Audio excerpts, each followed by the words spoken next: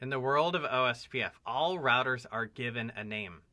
And that name is a number that is 32 bits long and written in dotted decimal. Let's take a look at one of our OSPF router names just so we can see. Yeah, it really does look like the IP address. And what we're going to see is that there's a set of logic that indicates how this is chosen. And we need to understand this in order to work successfully with some advanced OSPF router features, such as OSPF virtual links and OSPF route filtering. So firstly, we can explicitly indicate the router ID. So we can choose the router ID. And if we type in the router ID command and give it a value that is taken by the router, it will prefer that command and the value provided by that command over all else. Now let's say we have just set up network commands and set OSPF on it, sent OSPF on its merry way. Then we don't have a router ID command yet. We need to configure this, and if we don't, then we're going to look for loopback interfaces. Now, loopback interfaces are a really powerful kind of interface. They are always on, assuming we want them to be on.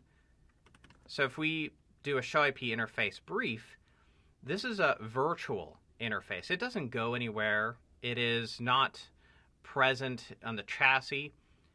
So it's not bound to the physical realm.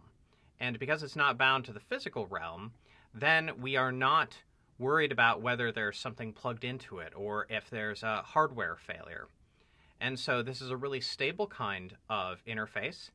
And the OSPF designers decided, hey, if there's a loopback interface, we want to prefer whatever IP addresses are on that loopback interface for the purpose of router ID selection. And what we'll do is we'll look at the highest available IP address on a loopback interface. Now, I don't want you to think that the interface number plays a role here. The interface number does not play a role. What matters is the IP address on that interface.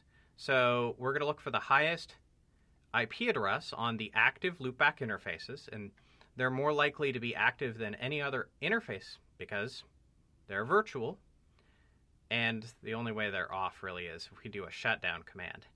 And so we're going to, in the absence of a router ID command, prefer loopback interfaces and the highest IP address on them. Now, if we don't have any loopback interfaces, then we'll go to any other interface that is present on the router that is active and that has an IP address. And we're going to look for the highest IP address on the chassis. We'll use that. But we only get there if we don't have a router ID and we don't have a loopback interface. So if we were to come here and we were to look at this router, are we following the rules? So if we do a show run section OSPF, do we have a router ID? No, we do not. No, or do we have the router ID command? So what then happens is we look for the existence of a loopback interface, and if we have an IP address on a loopback interface, we'll choose that value, assuming it's the highest. And in fact, we can see that the OSPF operation is properly confirmed. I did a show IP protocols, and we saw that was the router ID.